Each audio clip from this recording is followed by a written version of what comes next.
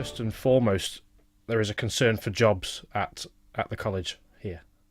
Yeah, there are a number of concerns. The one that chiefly exercises my members in Prospect is the potential cuts to jobs, but also cuts to hours and changed working patterns where they'll work later and on social hours.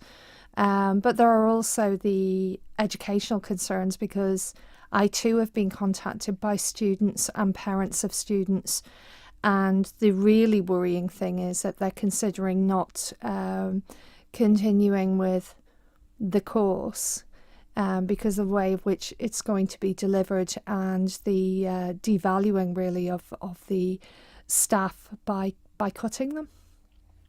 From what I can gather, this might be a bit of a simplistic summary, but there's specialist facilities and staff in place tutoring on the course as things stand, and then a refectory in or on the premises which is run by staff for the students and for visitors of the college, and those two are effectively being combined. Is that There's right? also a third area, the Annie Gill Cafe, and they are going to merge the three areas and reduce staff in all three areas. So there will be a detrimental impact on the service offered by all three areas. There appear to be proposals. We were given the impression that students would be working for free in the refectory to shore up some of the staff losses there.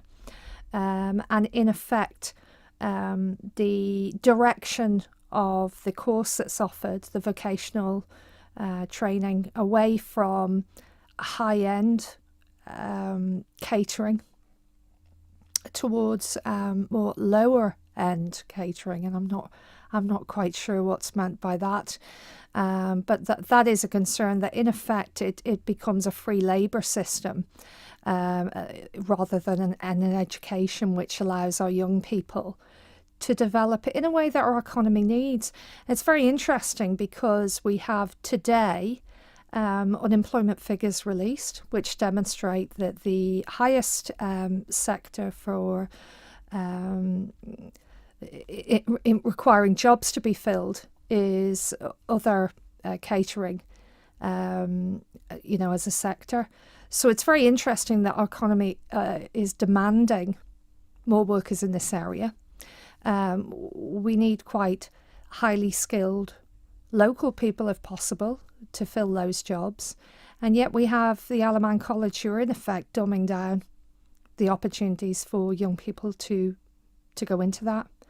And I think that's kind of worrying. There doesn't seem to be any rationale to support what they're trying to do. We've been waiting for over a week to see the rationale and evidence for what they're proposing. It hasn't been supplied. And I'm even more concerned, I have to say, that the person leading this, the principal of the Alaman College, appears to have come from a college in the UK which was Ofsted failing for several years immediately prior to that, which doesn't really instill you with a lot of confidence for the future for the Alaman College. There's been a letter sent out to the students outlining that changes were going to be made with some kind of reassurance that it wouldn't, in theory, impact upon their quality of learning. I think it's impossible to be able to give reassurances to students about the quality of their education when you haven't consulted with the people who are going to deliver that. And I think there will obviously be unions like UCU and NEU, who are, the main education unions involved in this, who will have a very great deal to say about that. They're losing skilled, experienced staff. They cite falling student numbers. And again, you've got to ask yourself, what link-up is Isle of Man College doing with the Department of Economic Development, with that sector on this island, to try and encourage and develop people in where labour is obviously needed on the island? There just doesn't seem to be any strategy or thought that's sitting behind what they're doing here. And that's really, really, really concerning. I mean, we're going to be, come Monday, we'll be nearly 2 weeks, as I say, with absolutely no business case to support what they're doing here.